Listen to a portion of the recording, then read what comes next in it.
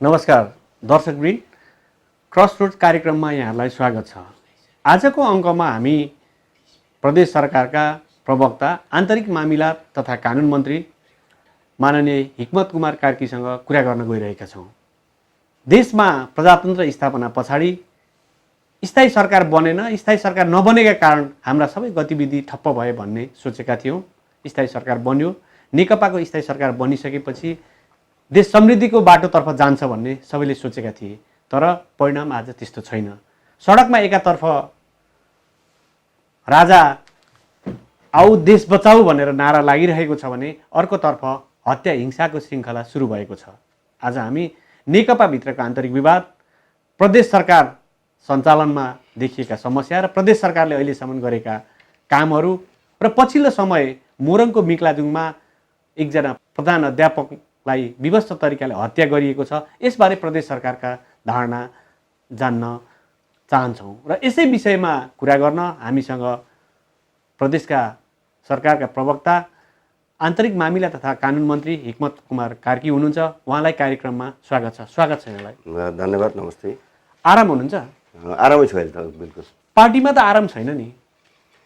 Party, हाम्रो नेकपा पार्टीमा अलिक आराम छैन। अब यो त्यस्तो कुनै रोग लागेको चाहिँ होइन। नेकपामा देखिएको विवादको मूल जड चाहिँ के हो जस्तो लाग्छ यहाँलाई? नेकपामा देखिएको विवाद भनेको चाहिँ यो कुनै वैचारिक, सैद्धान्तिक, साङ्गठनिक विवाद केही पनि छैन। यो नितान्त पदीय स्वार्थ अथवा पदीय आकाङ्क्षा, तीव्र पदीय पनि तीव्र आकाङ्क्षा, छिटो पद प्राप्त गर्ने, छिटो अवसर प्राप्त गर्ने, छिटो कुर्सी प्राप्त गर्नुपर्छ भन्ने कुरा बढै मात्रै देखिन्छ। यो अहिलेको विवाद योभन्दा पर देखिँदैन। किनभने जे प्रधानमन्त्रीमाथि केही अभियोगहरू लगाइए र ती अभियोगको जवाफमा प्रधानमन्त्रीले जे कुराहरू व्यक्त गर्नुभयो, ती सबै कुराहरूको सार संक्षेप के देखिन्छ भने हामी हिजो राजनीतिक अस्थिरता भयो, 5 वर्षका लागि चुनाव हुने, 5 वर्षमा 5औं पल्ट सरकार परिवर्तन हुने जुन खालका परिपाटीहरू थिए, यो राजनीतिक अस्थिरताको द्योतक चाहिँ यही हो। यसले गर्दाखेरि हामी राजनीतिक स्थायित्व र स्थिरताका लागि 5 वर्षको लागि आवधिक निर्वाचनको माध्यमबाट स्थिर सरकारको हामीले पब्लिकसित माग गऱ्यौँ।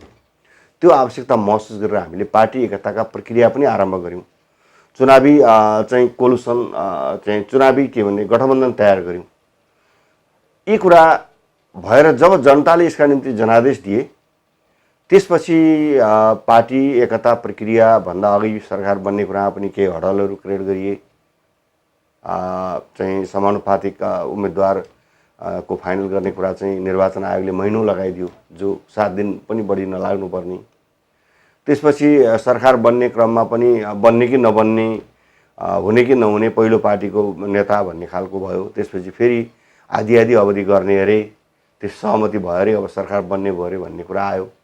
त्यहाँबाट सरकार बन्यो, फेरि पार्टी एकता भयो। अब यिनै कुरा थिए चाहिँ भने 5 वर्ष सरकार, स्थिर सरकारको नारा दिने, स्थायी राजनीतिक स्थायीको नारा दिने हामी, हाम्रा नेताहरू, हाम्रो पार्टीहरू। फेरि यही कुरा थियो, 1-8 वर्षका लागि सरकार परिवर्तन गर्ने, बनाउने, नेतृत्व परिवर्तन गर्ने थियो भने निर्वाचनका बेलाको गठबन्धन के का लागि, के आवश्यक थियो? फर्स्ट पार्टीको नेताले पनि के आवश्यक थियो पुष्टि गर्नु पर्यो। थर्ड पार्टीको अध्यक्ष जो कमरेड प्रचण्ड हुनुहुन्थ्यो, उहाँले पनि भन्नु पर्यो कि यो कारणले हामीले गरेका हौँ भनेर भन्न सक्नु पर्यो नि त।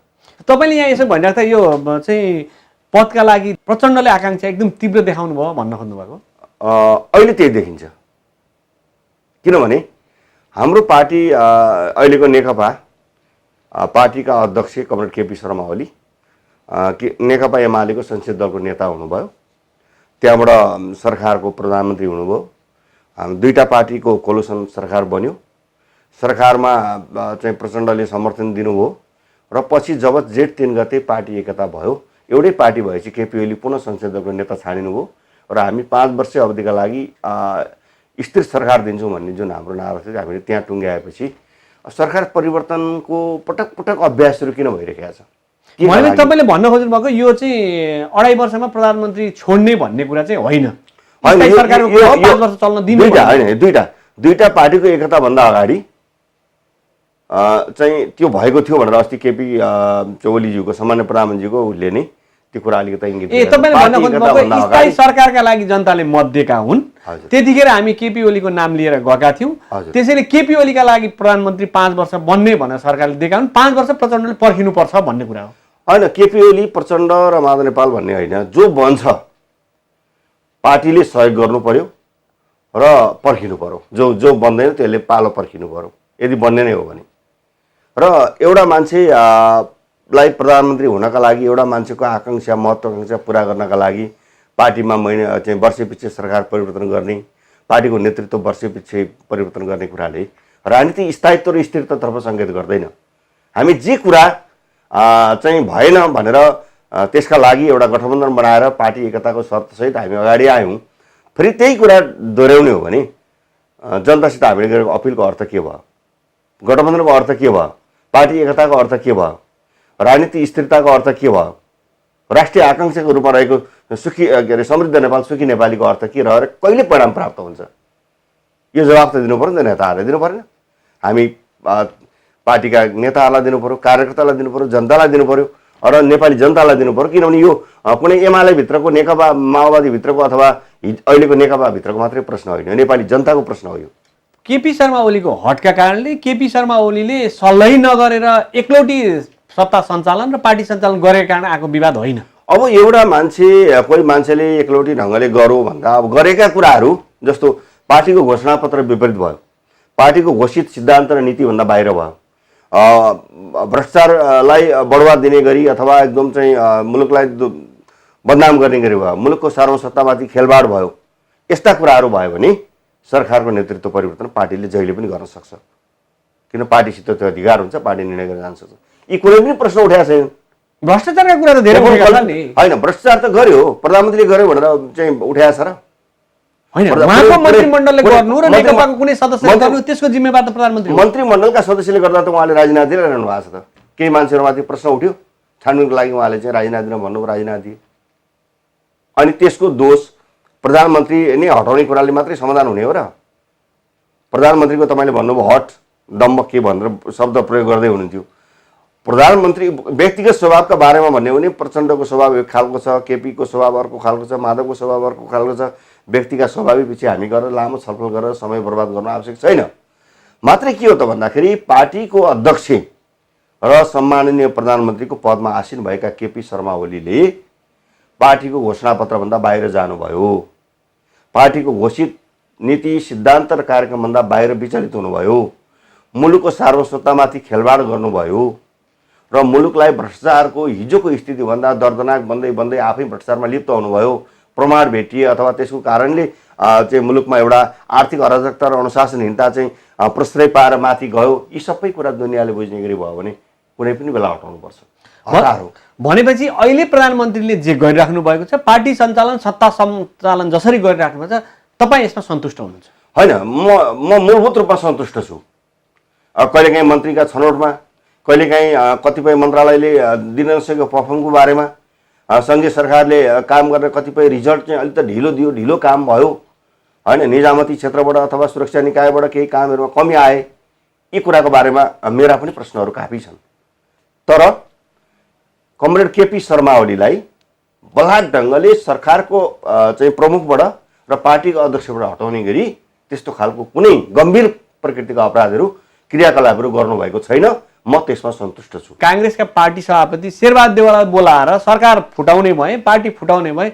मन्त्रीमण्डलमा आऊ भनेर हारगुहार त गर्नु भयो नि त यसलाई चाहिँ के भन्नु होइन त्यो बिल्कुल गलत कुरा हो के त्यो देउवाले हो भनेर पुष्टि गर्नुभएको छ मिडियामा आयो सबैतिर त्यही मिडियामा त के आउँछ सबैकै पार्टीका मान्छे त्यही होइन तपाईँ र म बसेर कतै गफ गर्यो भने मान्छेले अर्कै विषय हल्ला गरिदिन सक्दैन र त्यसो यो हल्ला मात्रै हो यहाँ कङ्ग्रेसको कुनै एकजना नेता र मसँगै बसे शेखर कोइराला आउनुहुन्छ अथवा कुनै नेता आउनुहुन्छ र मैले एकछिन बसेर गफ गरेँ भने त्यहाँ अर्कै खालको कुरा हुन्छ र कर्सी भेटघाट पनि हुन्छ नि त सत्तारूढ पार्टीको अध्यक्ष प्लस मुलुकको सम्माननीय प्रधानमन्त्रीले पूर्व प्रधानमन्त्री माननीय शेरबहादुर देउवाजीसित भेटेर विभिन्न पक्षमा कुराकानी गर्नु यो एकदम नियमित क्रियाकलाप हो यो आवश्यक छ अझै बढी गर्नुपर्छ कुराकानी भन्ने लाग्छ मलाई त्यसलाई गलत तरिका कुराकानी नभएर संवैधानिक परिषदहरू नियुक्ति भइरहेका छैन कुराकानी नभएर कतिपय सानातिना विषयहरूमा असमझदारी पैदा भइरहेको छ दुईटा दलका बीचमा संवाद नभएर संवैधानिक विरोधी गतिविधिहरू भइरहेका छन्, यस्ता गतिविधि बढिरहेका छन्। त यसले गर्दा पनि दुईटा पार्टीको बिचमा मेरो त भनाइ व्यक्तिगत रूपमा के थियो भने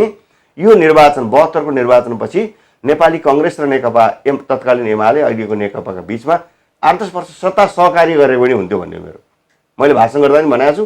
मेरो मान्यता अहिले पनि त्यो हो। त्यसो भयो भने यो सबै विधि प्रक्रिया र सिस्टम बस्थ्यो अनि अलिकति लोकतन्त्र स्थायित्व प्राप्त गर्थ्यो कि भन्ने हो। अहिले त्यो नभएर पनि छेलबेल के भइरहेका छन्। बाटामा जुलुसहरू प्रदर्शन सुरु भए, केही घटनाहरू सुरु भए। सानो एउटा काहीँ घटना हुन्छ, कोही सिडिओ गैर जिम्मेवार बनेर काम गर्दैन, कोही प्रशासक गैर जिम्मेवार बन्दैन, कोही राजनीतिक मान्छे गैर जिम्मेवार बन्छ। त्यसको दोष सबै एउटा पार्टी र सरकारमाथि आउने कुरा भएन र रामचन्द्र पौडेलको घटनामा पनि त्यही आइहाल्यो। त्यसले गर्दाखेरि यो दुईटा पार्टी त अलिक वर्ष मिलेर गए नि हुन्थ्यो काम। तपाईँले त्यसो भन्नुहुँदाखेरि प्रचण्डसँग त्यतिखेर तत्कालीन नेकपा माओवादीसँग मिल्नुको साटा काङ्ग्रेससँग मिलेको भए स्थायी सरकार हुन्थ्यो, प्रजातन्त्र हुन्थ्यो। त्यतिखेर गल्ती भयो जस्तो होइन, त्यस्तो होइन। फेरि मैले भनेको नेकपा एमाले अहिलेको नेकपा भनौँ न, नेकपा र नेपाली काङ्ग्रेस भनेपछि त सकिएन र प्रचण्ड बाहिर हुन्छ र मिलिसके पछाडि पनि भन्नुभयो। नेकपा एमाले नेपाली काङ्ग्रेस माओवादी सबै मिलेर बनाए हुन्थ्यो हिजो पनि। त्यसो भए प्रजातन्त्रले एउटा दिगो बाटो लिन्छ, संस्कृतिको ढोका खोलिन्छ। मैले त यहाँ पनि भने, मैले नेपाली काङ्ग्रेसको हाम्रो प्रदेश सभाको संसदीय दलमा आउँ सरकारसँगै बनाउँ भनेर भने हाँस्नु भयो। हामी सत्ता लोभ छैन भनेर उहाँहरू तर्किनु भयो। यो आवश्यक थियो नेपालको सन्दर्भमा। तपाईँ अहिले हेर्दै जानुहोस्, 2017 सालको घटनालाई अब समय हामीसित अहिले कम छ, धेरै चर्चा नगरौँ। 17 सालमा मुलुकका संस्थापन पक्षहरू मिलेर गएको भए के हुन्थ्यो? देश विकास समृद्धि र चाहिँ डेमोक्रेसी त सस्टेन गर्थ्यो नि त। कतै न कतै कमजोरी भएर लुज भएको। अहिले पनि हामी त्यो लुज गर्ने बाटोमा फेरि गयो भने फेरि लुज हुन्छ र फेरि जनताले दुःख पाउने, मुलुकले दुःख पाउने काम त हुन्छ नि त।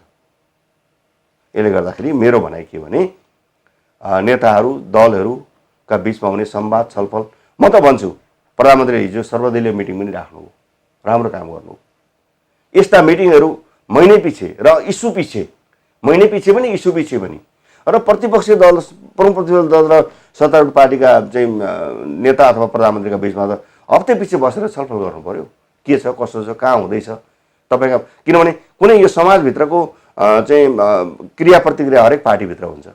मेरो पार्टीमा झगडा सुरु भयो नि, अहिले झगडा भएको छ नि, यो झगडा अझै लम्बिँदै जाओस् त, काङ्ग्रेसमा भोलि सुरु हुन्छ फेरि। भनेपछि यो साझा विवेकशील पार्टी शुद्ध फुटिरहेको छ, यसको दोष काङ्ग्रेस र एमाले लिनुपर्छ। किनभने हिजो उनीहरूले सिकाए, पार्टी फुट्नलाई सिकाएको त उनीहरूले भन्ने। त्यस्तो पनि होइन, तर एउटा कुरा चाहिँ हो, फेरि अहिले नेकपालाई भन्छु म, पहिला म नेकपाकै पार्टीको केन्द्रीय सदस्य नेता पनि हो एक स्तरको, कि अहिले जतिसुकै राजनीतिक चाहिँ कुराकानी जे खालका विसङ्गति विकृतिहरू अस्थिरता देखा पर्छ, यसको मूलभूत जिम्मेवार नेकपा हुनुपर्छ।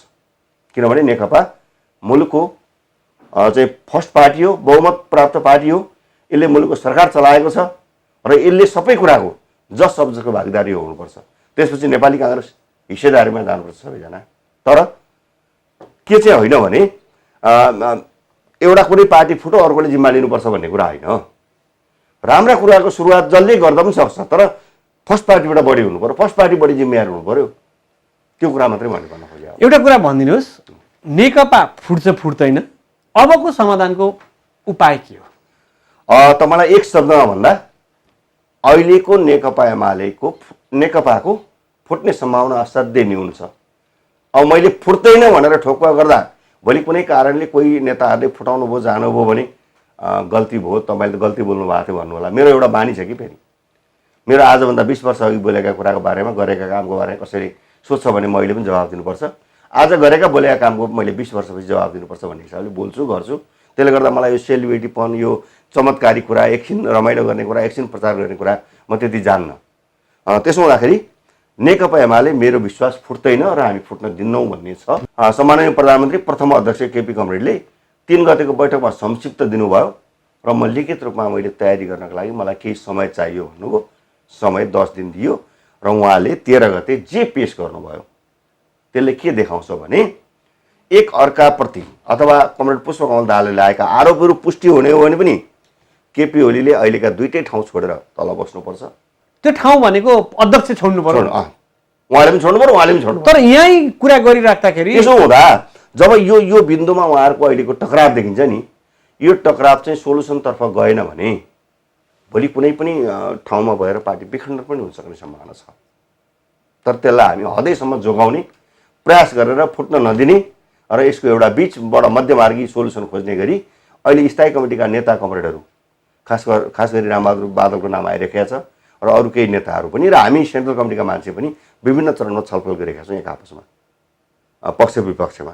त्यसो भएको हुनाले हामी यसलाई चाहिँ एउटा निकास निकाल्ने एउटा सहमति गर्ने एउटा स्ट्यान्डर्ड फर्मेट बनाइदिने त्यो आधारमा नेताहरू चल्नुपर्ने गरी एउटा फर्मेट बनाइदिनुपर्छ भन्ने ठाउँमा छौँ हामी। प्रचण्ड समूहका जो नेताहरू हुनुहुन्छ उहाँहरूले के भन्दै हुनुहुन्छ भने नेकपाबाट हामी फुट्ने होइन, केपी शर्मा ओली चोइटेर जाने हो, किनभने स्थायी समितिमा हामी बहुमतमा छौँ, संसदीय दलमा हामी बहुमतमा छौँ, केन्द्रीय समितिमा हामी बहुमतमा छौँ। त्यसको तयारी स्वरूप केपी शर्मा ओलीले नेकपा भन्ने पार्टी दर्ता गरिसक्नु भएको छ भन्छन् नि, के भन्ने यसलाई? यो सरासर गलत कुरा हो। हाम्रो पार्टी हिजो दुईटा पार्टीको एकताभन्दा अगाडि हामी लेनिनवादी संगठनात्मक सिद्धान्तको आधारमा चल्थ्यौँ। अहिले पनि मूलभूत रूपमा हामी त्यो ठाउँमै छौँ, तर त्यो भनेको बहुमतको अधीनस्थ अल्पमत रहन्थ्यो। अल्पमतका मतहरू सुरक्षित हुन्थे, बहुमत अल्पमत गर्न पाइन्थ्यो। तपाईँ अहिले हाम्रो विधान पल्टाएर हेर्नुहोस्, मैले अहिले बोकेर आएको छैन। यदि बहुमत अल्पमत हाम्रो पार्टीभित्र अहिले गर्ने भने पहिला विधान परिवर्तन गर्नुपर्छ। विधान परिवर्तन गरेर केन्द्रीय कमिटीको बैठक बोलाएर त्यहाँ लगेर विधान परिवर्तन गर्नु पर्यो कि हाम्रो पार्टीमा के भनिएको छ विधानमा भने दुईटा पार्टीको बिचमा एकता गरिएको छ। हिजोको नेकपा माओवादी तर्फबाट 40% सांगठनिक हिस्सेदारी हुनेछ र नेकपा एमाले तर्फबाट 60% हुनेछ। सबै कमिटीहरू माथिबाट तलसम्म 40-60 को आधारमा गठन भएका छन्। त्यसपछि कुनै पनि सबै पार्टीका सबै निर्णयहरू सहमतिको आधारमा गरिनेछ। सहमति नभएमा दुईटा नेताको सहमतिमा मात्रै निर्णय हुन्छ, विवादित विषयहरू टुङ्गिन्छ भनेपछि बहुमत कहाँ छ छलफल गर्ने ठाउँ? कहाँ छ उहाँहरूको भोटिङ गर्ने ठाउँ? होला कुनै इस्युमा केपी ओली प्रचण्ड बहुमतमा हुनुहोला, कहिलेकाहीँ प्रचण्ड बहुमतमा प्रचण्डै हुनुहोला। यो कुराले के अर्थ राख्दैन हाम्रो महाधिवेशनसम्म। जब महाधिवेशन हामी सामना गर्छौँ त्यसपछि त्यहाँबाट बहुमत अल्पमतको सबै प्रक्रिया सुरु हुन्छ। यो खेल उहाँहरू जे गर्दै हुनुहुन्छ, यो खेलले के गर्दा पार्टी फुट्छ कि भन्ने मेरो आशंका के छ भने यसले के हुन्छ भने दुईटा पोल खडा हुन्छ। अहिले त सचिवालय मात्रै छ, स्थायी कमिटीमा देखिएको छैन, आइसकेका छैन, सबै बाहिर इन्डाइरेक्टली बोल्ने कुरा। केन्द्रीय कमिटी आएको छैन, उहाँहरू त्यसलाई भर्टिकल्ली के त भन्दाखेरि सचिवालयमाबाट स्थायी कमिटी, स्थायीबाट केन्द्रमा लाने अनि त्यसको असरले पार्लियामेन्ट्री पार्टीमा पनि लगेर बहुमत अल्पमत गराउने र केपी ओलीलाई तेजोबोध गर्ने र हटाउने भन्नुहुन्छ। त्यसो हुँदा चाहिँ पार्टी फुटको बीजारोपण गर्न खोज्दै हुनुहुन्छ कमरेड पुष्पकमल दाहाल प्रचण्डको नेतृत्वमा केही कमरेडहरू। मेरो विनम्र आग्रह छ यो खेलमा नलागौँ। यो खेलले तपाईँ पनि बलियो हुने होइन र पार्टी पनि बलियो हुँदैन भन्ने मेरो यति मात्रै हो। महाधिवेशन चैतमा हुन्छ? अब तपाईँलाई हुँदैन भनौँ भने मैले विधान नमानेको कुरा हुन्छ, मैले के अरे निर्णय नमानेको कुरा हुन्छ। चैतमा महाधिवेशन हुने कुनै सम्भावना देख्दिनँ म। अब हिजो मोरङको मिक्लाजुङ गाउँपालिकामा एकजना प्राध्यापकको विवश हत्या गरियो। हत्या गरेको केही समय पछाडि नेत्रविक्रम चन्द विप्लव समूहले त्यसको हत्याको जिम्मा लियो।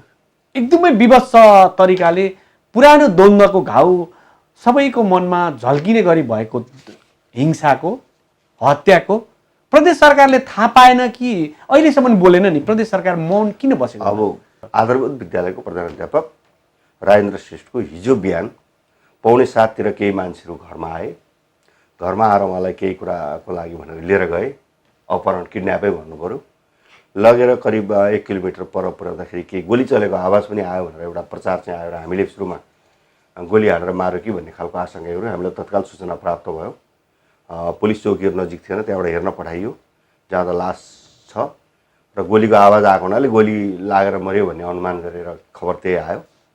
पछि हामीले डिआइजी, दुईटै डिआइजी र सुरक्षा निकाय, सिडिओ कार्यालय सबैलाई तत्परता गरेर पठाइसकेपछि हेर्न जाँदा चाहिँ घाँटी रेटेर विवश हत्या गरिएको 54 वर्षीय शिक्षक राजेन्द्र श्रेष्ठको विवश ढङ्गले हत्या गरिएको कुराहरू आयो।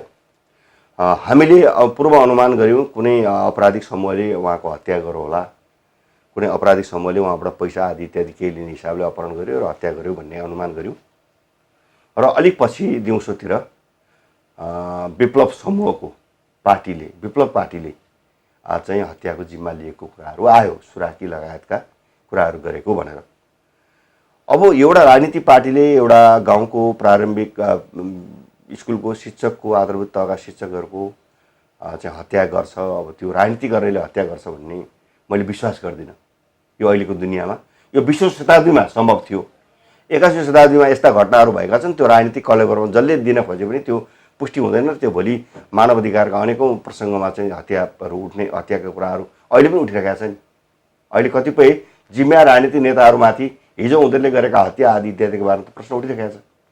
भोलि उहाँहरूले राजनीतिक रूपले जित्दा पनि उठ्छ र हार्दा पनि उठ्छ र त्यो निन्दनीय घटना हो।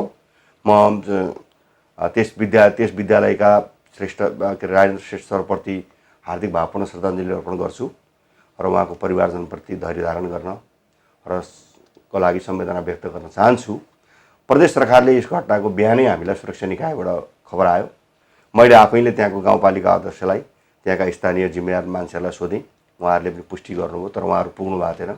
पछि हामीले यहाँबाट पुलिसहरू पठायौँ। पुलिसहरू ट्र्याक्टर चढेर पठाउनुपर्छ, पुलिसको गाडी जाँदैन त्यहाँ। ट्र्याक्टर चढेर गएर हेर्दाखेरि पछि चाहिँ घाँटी रेटेर हत्या भएको कुराहरू आयो। मलाई लाग्छ घाँटी रेटेर हत्या गरेपछि उनीहरूले त्यसको जनाउ दिनको लागि फायरिङ गरेर हिँड्यो कि भन्ने लाग्छ मलाई। त्यसभन्दा गोली लागेर मऱ्यो भन्ने अनुमान चाहिँ मान्छेको गरेको देखिन्छ। अब यो घटनाको बारेमा प्रदेश सरकार जानकार छैन भन्ने कुरा त गलत कुरा हो। हामीले औपचारिक स्टेटमेन्ट पनि जारी गरेका छौँ होइन, हामीले आफ्ना धारणाहरू पनि मिडिया मार्फत सार्वजनिक गरेका छौँ। अर्को कुरा, हामी प्रदेश सरकारको राजनीतिक जिम्मेवारी अरू खालका जिम्मेवारी छन्, तर सुरक्षा निकायको जिम्मेवारी चाहिँ औपचारिक रूपले सबै नआएको हुनाले सबै कुरा हामीले यहीँबाट डिसिसन गर्न सक्दैनौँ। मैले गृहमन्त्री, गृह सचिव चाहिँ सम्माननीय प्रधानमन्त्रीलाई प्रयास गरेँ, उहाँको फोन हिजो सम्पर्क हुन सकेन। अनि पुलिसका आइजीहरू, यहाँका डिआइजीहरू सबैलाई कुराकानी गरेर त्यसको सत्य तथ्य छानबिन गर्ने र त्यहाँको स्थानीय जनतामा पर्न सक्ने आतङ्कको निवारणका लागि सबै तपाईँहरू वहाँ गएर बस्दिनुहोस् र पेट्रोलिङ गर्नुहोस् भनेको छ। यसको अनुसन्धानको क्रम सुरु भएको छ। यो जुनसुकै नाममा जोसुकै व्यक्तिले जुनसुकै पवित्र उद्देश्य देखाएर गरेको हत्या भए पनि यो नितान्त निन्दनीय, खेदजनक, आपत्तिजनक छ। यी हत्या गर्ने हत्याराहरू जुनसुकै नामका भए पनि छिट्टै नै कानुनको दायरामा ल्याइनेछ। यो प्रतिबद्धता मैले यहाँ व्यक्त गर्न चाहन्छु, किनभने हिजो र आज दिनभरि हामीले गरेका कुराकानीको आधारमा हामी केही नजिक पुगेका छौँ, केही दिनभित्र सार्वजनिक पनि हुन्छ, केही दिनभित्र अपराधीहरू नियन्त्रणमा हामी लिएर चाहिँ कानुनी कारवाही गर्छौँ। यसको कानुनी कारवाही हुँदा अर्को उपचार पनि अहिले छैन र प्रदेश सरकारले केही गरेन भन्ने होइन। अब हामीले घटना नदिनु पर्थ्यो, घटना नदिने सामर्थ्य त सबै ठाउँमा सबैको छैन। सरकारले पनि घटना नदिने हदैसम्मको प्रयास त गर्छ, तर कहिलेकाहीँ घटना त हुन्छन्, एकाध घटना भइसकेपछि ती घटनाबाट पाठ सिक्ने हो र आगामी दिनमा त्यस्ता घटना नघटुन् भनेर उच्च सतर्कता अपनाउने हो र अहिले भएको घटनाका दोषीहरूलाई कानुनको दायरामा ल्याउने हो।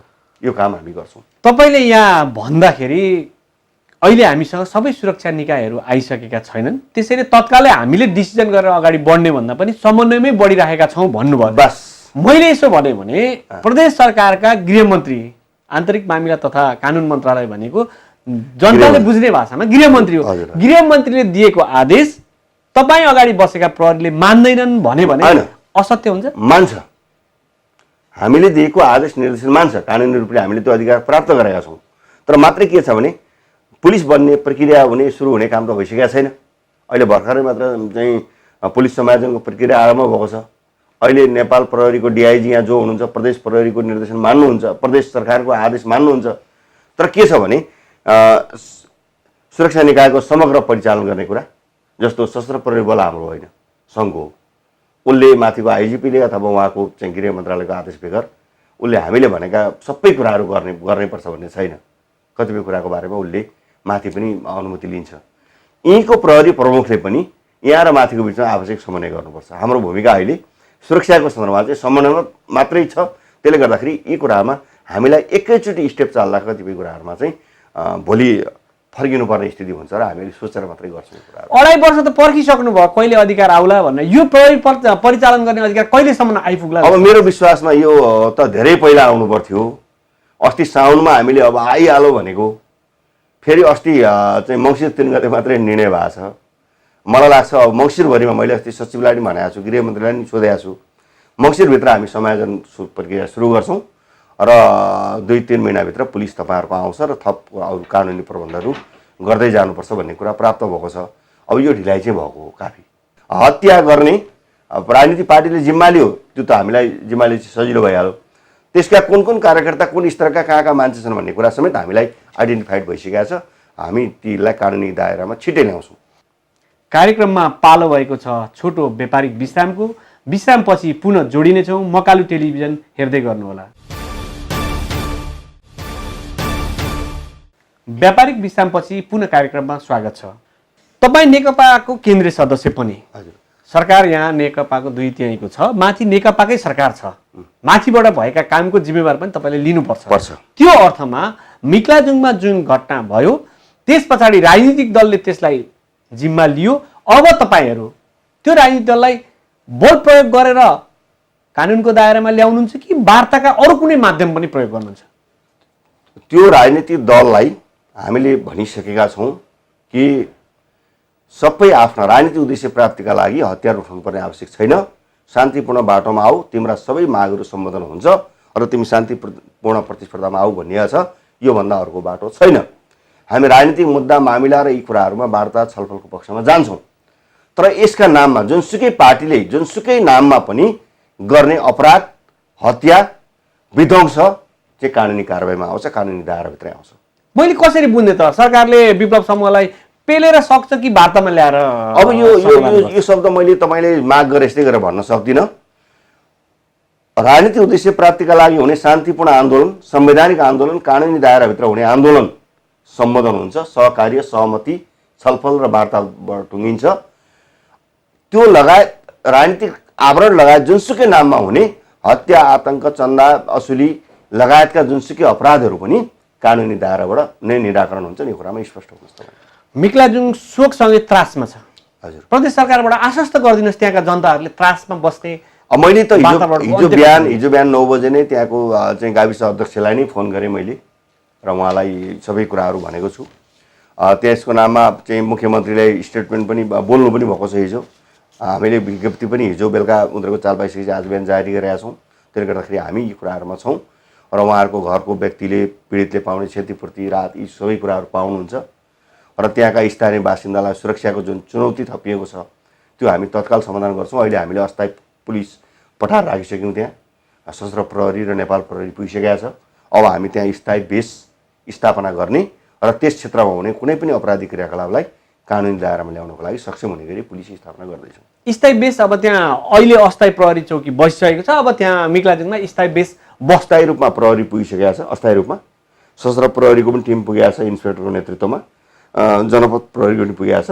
त्यहाँ चाहिँ हामी स्थायी रूपमा बेस बसाउँछौँ। अब सशस्त्र प्रहरी बलको बेस बस्छ। त्यो सङ्घीय सरकारकै युनिट भएको हुनाले हामीले कुराकानी गरिसकेका छौँ। 1-2 दिनभित्र इस्टाब्लिस हुन्छ। सडकमा राजावादीहरूको जुलुसहरू निकै ठुल्ठुला देखिन थाले।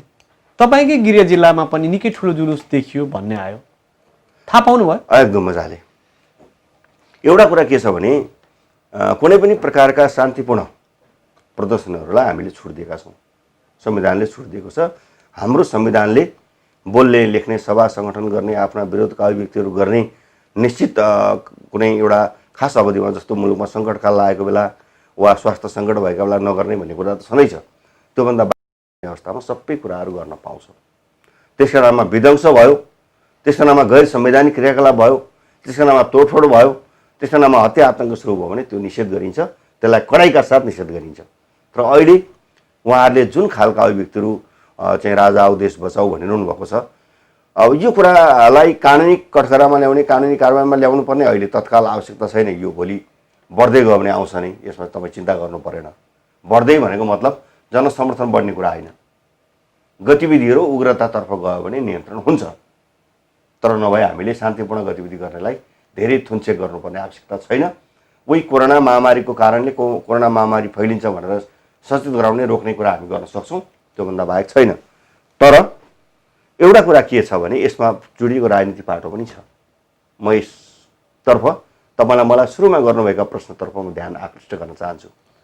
हाम्रो पार्टीका आदरणीय अध्यक्ष केपी शर्मा ओली, दोस्रा अध्यक्ष पुष्पकमल दाहाल, वरिष्ठ नेता माधव नेपाल लगायत समग्र नेताहरूलाई यी सबै घटनालाई हेर्नको लागि चाहिँ आग्रह गर्न चाहन्छु। राजनीतिक स्थायित्व र स्थिरता भएन, मुलुकका विकास निर्माण र समृद्धि स्मुथली गएन भने तपाईँहरूका घर झगडाले, तपाईँहरूका कलहले, तपाईँका पदीय स्वार्थका झगडाले तपाईँहरूले एउटा सरकारलाई 5 वर्ष पनि चल्न नदिने, एउटा पार्टीको महाधिवेशन 2 वर्ष पर्खिन पनि नसक्ने। अब त बाँकी 4 महिना छ जम्मा। अहिले 4 महिनामा अधिवेशन गरौँ भन्दा हुन्छ, सबै नेता लाग्दा हुन्छ। फेरि मैले अघि हुन्न भने नि, तत्काल यो चैतमा सम्भव छैन अब अहिलेको घटनाक्रम हेर्दाखेरि। तर सबै नेताले कसिनु भने हुन्छ फेरि चैतमा। अनि 4 महिना पार्टीको अध्यक्ष पनि पर्खिन नसक्ने, एक अवधिका लागि सरकार आवधिक चुनावको माग गर्न आउने जनतासित आवधिक उसको लागि बहुमत देऊ भनेर अनि एउटा अवधिको लागि एउटा प्रधानमन्त्री सहन सक्ने जुन परिपाटीको नेताहरू सुरुवात गर्नुभएको छ, यी सबै घटनाहरू यसको रियाक्सन हो। यसको चाहिँ आवरणमा हुर्किएका हुन्, यसको चाहिँ मलजलमा हुर्किएको भनेर भन्न मिल्छ। त्यसले गर्दा म नेताहरूलाई होसियार हुन भन्छु। तपाईँले गरेको सङ्घर्ष, तपाईँले गरेका प्राप्त उपलब्धिहरू, तपाईँले राजनीतिक स्थायित्वको गरेको ग्यारेन्टी, तपाईँका व्यवहार र तपाईँका पद लोलुपताले कतै घट्ने, छिनिने र समाप्त हुने दिशातर्फ त गइरहेका छैन। यही परिवेशमा राजतन्त्र राजा फर्काउने कुरा मौलाएको त होइन। यही परिवेशमा हत्या आतङ्कको सुरुवात त भएको होइन। अरू धेरै कुराहरू हुन्छन्। त्यसले गर्दा यी कुराका लागि हाम्रा पार्टीका म दोस्रा अध्यक्ष कमरेड पुष्पकमल दाहाल प्रचण्ड लगायत वरिष्ठ नेताहरूलाई आग्रह गर्न चाहन्छु, तपाईँहरूका घरभित्रका झगडा घरभित्र म्यानेज गर्नुहोस्, बाहिर नल्याउनुहोस्। म पार्टी अध्यक्ष कमरेड केपी शर्मा ओलीले भन्न चाहन्छु, विवाद घरभित्रै मिलाउनुहोस्। तपाईँहरू मिल्नु भएन भने, तपाईँहरू झगडा गर्नुभयो भने र भोलि कालान्तरमा गएर फुट्नुभयो भने यी सबै कुराहरू बढेर जानेछन्, जो हाम्रो हातबाट गुम्नेछ। होइन, यो जुलुस अलिकति निक्लिने बित्तिकै काठमाडौँमा प्रधानमन्त्रीले सर्वदलीय बैठक बोलाउनु भयो, अलि आत्तिएको अवस्था हो कि के हो? आत्तिएको होइन। होइन, एउटा कुरा के हुन्छ भने मान्छेले सानो बोल्ने सभा सम्मेलन गर्ने बित्तिकै त हुँदैन नि। तर के छ भने यस्ता घटनाहरू चाहिँ कोरोनाको महामारी बढी नै राखेको छ होइन। खोपको अहिलेसम्म सुनिश्चित ग्यारेन्टी भएको छैन। अब हाम्रो दिन दैनिक गतिविधि ठप्प भएका छन्, त्यसलाई व्यवस्थित गर्नुपर्ने छ। यही बेला फेरि अर्को आन्दोलन, अर्को जुलुस, अर्को नारा, हत्या आतङ्कको श्रृङ्खला, अर्को राजावादीहरूको दौड सुरु भयो, अर्का फेरि पार्टीभित्रका झगडा बढ्यो भने त्यसले त लाने त उहीतिर हो नि त। यो त केन्द्रको कुरा भयो, प्रदेश सरकारमा त आएकै छैन। प्रदेशको प्रवक्ता पनि तपाईँ हुनुहुन्छ, जिम्मेवार मन्त्रालय सम्हाल्नु भएको छ। 3 वर्ष हुन लाग्यो। प्रदेश सरकारले अनुभूति हुने गरी जनतामा काम गर्न सकेन, यहाँसम्म कि आफ्नो नाम, प्रदेशको नाम समेत जनताले पुकार्न पाएनन् भन्छन्। के गरेर बसिराख्नु भएको छ अहिले? तपाईँले भनेको एउटा कुरा के सत्य हो भने हामीले धेरै राम्रा कामहरू गरेका छौँ, तर हामीले आफ्नो नाम निवारण नगरेको हुनाले मान्छेले हामीलाई त्यहाँ ठोक्ने ठाउँ चाहिँ प्राप्त गरेका छन्। काम चाहिँ भएको छ। हेर्नुहोस्, तपाईँ यो 3 वर्षको अन्तरालमा हामीले गरेका संरचना निर्माणका कुराहरू, कानुन निर्माणका कुराहरू, चाहिँ सिस्टम बसाउने प्रयासका थालनीहरू, विकास निर्माणका कुराहरू, यी सबै क्षेत्रमा गुणात्मक सुधार भएको छ, गुणात्मक प्रगति भएको छ। तर के भएको छैन भने हामीले आफ्नो नाम नछानेको हुनाले, नाम तय नगरेको हुनाले, नाम त छान्न सक्दैन, के गरौँला भनेर अनुमानको आधारमा चाहिँ यी कुराहरू गरिँदैछन्। म तपाईँलाई एउटा आग्रह गर्न चाहन्छु, आजभन्दा 3 वर्ष अगाडि, 33 महिना अगाडि र आज यो बिचमा यो प्रदेशभरिमा भएका बाटाघाटा, पुल पुलेसा, चौकी, भवन, अरू खालका संरचनाहरू, यी सबै कुराहरू हेर्नुहोस्, स्थानीय सरकारले पनि काफी गरेको छ। केही कमी कमजोरी भयो होला। प्रदेश सरकारले पनि काफी गरेको छ, आफ्नो थैलीभन्दा बढी गर्न प्रयास गरेको छ। केही कमजोरी भयो होला, सङ्घले पनि गरेको छ, केही कमजोरी भयो होला। यसको पाटोमा तपाईँहरू जानु नै भएको छैन। तपाईँहरू सामाजिक सञ्जालमा विपक्षीहरूले, केही चाहिँ पार्टीभित्रकै असन्तुष्ट व्यक्तिहरूले लेखेका भरमा चाहिँ अनि मिडिया पनि सँगसँगै लागेर केही पनि गरेको छैन भन्ने कुरा हुन्छ। मेरो मन्त्रालयको मात्रै एउटा उदाहरण मात्रै दियो भने तपाईँ छक्क पर्नुहुन्छ कि यो प्रदेशमा यो 33 महिनामा पहिलो 5-7 महिना, 10 महिना पनि काम भएन, किनभने विधि प्रक्रिया पुरा गर्दै गयो। अहिले कोरोनाले केही स्टप भयो। हामी प्रदेश प्रहरी भवन लगायत मेरो कार्यालयमा 53वटा भवनहरू यो वर्ष सकिँदैछौँ। 3 वर्षमा 53वटा भवन तपाईँ पल्टाएर हेर्नुहोस् न, 10 वर्षमा भएको छैन। त्यसपछि तपाईँ 14वटा बोर्डर आउटपोस्ट स्थापना गरे। नेपाल सरकार त भर्खर सुरु गर्दैछ।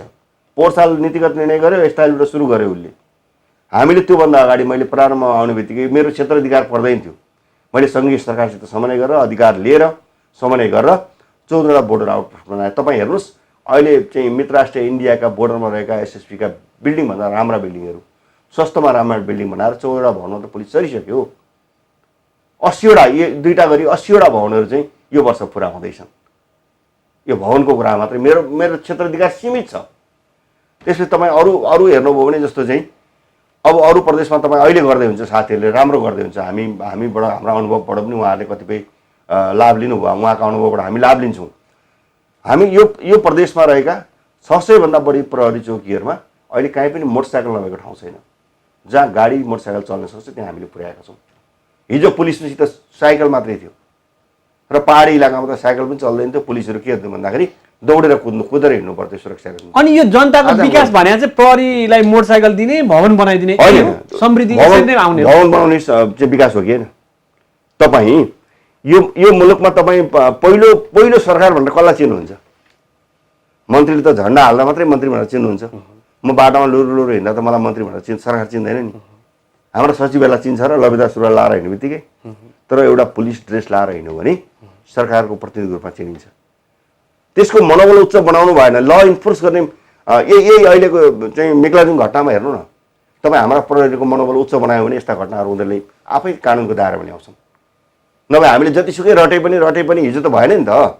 त्यसले गर्दाखेरि उनीहरूको मनोबल उच्च बनाउने काम, उनीहरूलाई साधन स्रोतले सम्पूर्ण बनाउने काम, उनीहरूको बस्ने ठाउँ, उनीहरूको खाने ठाउँ कस्तो छ पुलिसको हेर्नु भएको छ? तपाईँ धेरै ठाउँमा जानुभएको छ। त्यो कुरा मेरो क्षेत्रमा चाहिँ मैले गरेँ भन्न खोजेको थियो। मेरो मन्त्रालयको त मैले गर्ने हो नि त। होइन, यसमा चाहिँ आन्तरिक मामिला तथा कानुन मन्त्रालयले क्षेत्राधिकार भन्दा तपाईँले अघि भन्नुभयो यो सङ्घसँग समन्वय गरेर गरे। मेरो क्षेत्रमा आइसकेको थिएन, क्षेत्राधिकार भन्दा बाहिर भएर पनि गरे। सक्ने काम त अन्य काम पनि सामाजिक विकास मन्त्रालयका काम पनि तपाईँले चाहिँ जबरजस्ती ल्याएर काम गर्नुभयो। अनि गाडी मोटरहरू धेर किन्नुभयो, तपाईँकै मन्त्रालयबाट धेर किन्नु। प्रदेश सरकारको खर्च चाहिँ मोटरहरू किन्न, गाडीहरू किन्न मात्रै बेसी भयो भन्ने आरोप छ। तपाईँ अर्को कुनै मन्त्रालयमा मन्त्री चढ्ने गाडी जतिमा आएको छ त्यतिमा त मेरा पुलिसका गाडी किनिया छन्। अनि कसरी गाडी बढी हो? एउटा मन्त्रालयमा म मन्त्री भएँ मानिलिउँ एक्जाम्पल है, आज एउटा गाडी किने, अर्को साल अर्को गाडी किने, अर्को साल अर्को गाडी किने। तपाईँ त्यो देख्नुहुन्न। तपाईँ मेरामा पुलिसले दिएको गाडी देख्नुहुन्छ भने तपाईँको हेर्ने आँखामा पनि केही दृष्टिदोष छ कि? म त्यो पो भन्छु त। एउटा अर्को सामाजिक मन्त्रालयका कुरा गर्नुभयो, के विषयमा हो त्यो? जस्तो यो म अघि बढ्छु भन्ने कार्यक्रममा विवादमा पनि आयो। विवादमा छैन यो। के हो यो म अघि बढ्छु भने चाहिँ के हो? यो हो तपाईँले डेभलपमेन्टको एउटा अर्को महत्त्वपूर्ण पार्ट हो यो। यदि समय छैन र मैले आज धेरै जान चाहिनँ, म अघि बढ्छु भन्ने प्रोग्राम चाहिँ एउटा यो प्रदेशमा तपाईँ राजनीति गर्ने नेताले परसम्म हेर्नुपर्छ। 2-4 दिनको बाटो हेरेर मात्र राजनीति हुँदैन। अहिले नेपालमा सबैभन्दा बढी तीव्र गतिमा बढिरहेको के हो भन्नुहुन्छ? सामाजिक असुरक्षा, महिला हिंसा, लागु पदार्थ दुर्व्यसनको प्रकोप। सबैभन्दा बढी लागु पदार्थ दुर्व्यसनको प्रकोप छ। त्यो कहाँ छ? त्यो 13 वर्षदेखि 19-20 वर्षका केटाकेटीमा तीव्र गतिमा बढिरहेको छ। त्यसमा झापा, मोरङ, सुनसरी जस्ता जिल्लाहरू आक्रान्त छन्। धनकुटा, इलामतिर पनि बढिसक्यो, उदयपुर व्यापक भइसक्यो। मैले अघि कुरा जोडेको थिएँ, तपाईँले काम गर्नु भएन भन्ने सिलसिलामा तपाईँले पनि भन्नुभयो प्रदेशको नाम राखिएको छैन। हजुर, प्रदेशवासीले प्रदेशको नाम कहिलेसम्म पाउँछन् र के पाउँछन्? यसमा के छ भने यो गत साल हाम्रो हिउँदे अधिवेशन गर्ने योजना थियो। हामी यसमा अघि अलिक एकै हदसम्म अघि बढेका थियौँ। हाम्रो पार्टीभित्रको इन्टरनल छलफल विपक्षी पार्टीहरूसित पनि छलफल अलिअलि गरेका थियौँ। तर फागुनमा कोरोना सुरु भयो, चैतबाट लकडाउन भयो, हामीले पार्लियामेन्टै 10-11 दिनभन्दा चल्न सकेन, बन्द भयो। र हामीले बर्खे अधिवेशन कोरोना सकियो भने गर्ने भनेर तयारी गरेको, त्यो हामीलाई बजेट नीति कार्यक्रम पास गर्दै भ्याइएन। अब हामी हिउँदे अधिवेशन माघको पहिलो हप्तातिर 8-9 गते आरम्भ हुन्छ। त्यो 2-3 महिना चल्छ।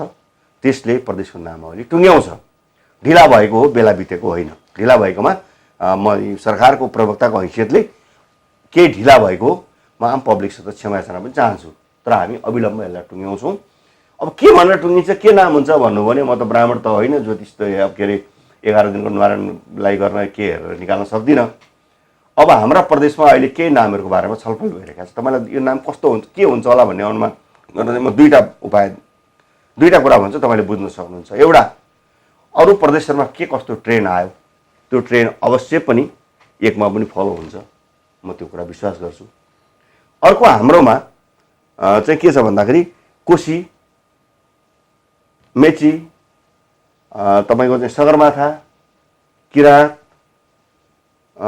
लिम्बुवान, विजयपुर, कञ्चनजङ्घा, विराट लगायतका 8-10वटा नामको व्यापक चर्चा भएको छ। यी चर्चा भएका नामहरूमध्ये जुन कुरामा हामी सबैले अपनत्व फिल गर्छौँ, कुनै एउटा जातिले, कुनै एउटा भाषिक समुदायले, कुनै एउटा क्षेत्रको मान्छेले होइन कि हामी भएका 93 जना पार्लियामेन्टले पहिला गर्नु पर्यो। हामी 93 जना पार्लियामेन्ट यो समाजमा आएका प्रतिनिधि हौँ। समाजको अभिमत त्यहाँ हामी व्यक्त गर्छौँ। त्यसो भएको हुनाले यिनै नामहरूमध्येबाट टुङ्गिन्छ। तर एउटा कुरा के छ भने तपाईँले किन भएन भन्ने कुरामा एउटा ढिलाइ भएकोमा एउटा समस्या पनि छ। हाम्रो पार्टीमै यो नामको लागि काफी पुग्छ, बहुमतै पुग्छ, 2/3 बहुमत पुग्छ, तर हाम्रो पार्टीले मात्रै गरेर हुँदैन। किनभने काङ्ग्रेस अहिले पो सङ्ख्याको हिसाबले सानो छ, तर जनमत हिसाबले त हाम्रो र उसको जनमत उस्तै उस्तै हो नि त मुलुकमा। होइन, मैले यहाँनिर तपाईँ कुरा काटेँ। काङ्ग्रेस त परै जाओस्, तपाईँको पार्टीका 2टा अध्यक्ष केपी शर्मा ओली र प्रचण्ड बीच चाहिँ नाममा सहमति नभएका कारण प्रचण्ड कोशी किराँतको पक्षमा हुनुहुन्छ, केपी शर्मा ओली कोशीको पक्षमा हुनुहुन्छ। दुईजना नेताको कुरा नमिलेका कारण यो प्रदेशले नाम नपाएको हो भन्छन्। सत्य हो? मैले त्यो सत्य हो भनेर भन्न मसित प्रमाण छैन। मैले कमरेड प्रचण्डसित यस विषयमा छलफल गरेको छैन। कमरेड केपीसित गरेको छु, उहाँले मलाई केही कुरा के भन्नु भएको छ, के भन्नु भएको छ? होइन, ठिक छ, तपाईँहरू छलफल गर्नुहोस्, हाम्रा पनि राय सुझाव चाहिन्छ भने दिन्छौँ भन्नुभएको छ। अधिकार क्षेत्र हाम्रो हो नि त।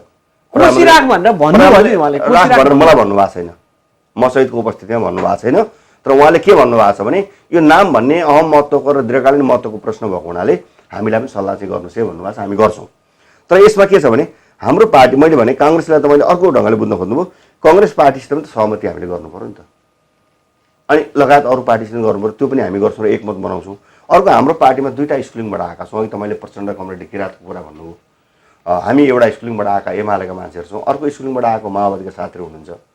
त्यहाँ जातीय राजनीति, जातीय अभ्यासका बारेमा धेरै कुराहरू पढाइए युद्धकालीन अवस्थामा। त्यो दङदङेमा साथीहरू अहिले पनि हुनुहुन्छ। त्यसो भएको हुनाले ती कुराहरूमा अलिकति बढी छलफल आवश्यक भएको हुनाले समय लिएको हो। मेरो विचारमा छिटै टुङ्गिन्छ, उपयुक्त टुङ्गिन्छ, हामी सबैले अपनोक्त गर्ने गरी टुङ्गिन्छ र त्यसपछि सडकमा नारा जुलुस नहुने गरी टुङ्गिन्छ भन्ने मेरो विश्वास छ।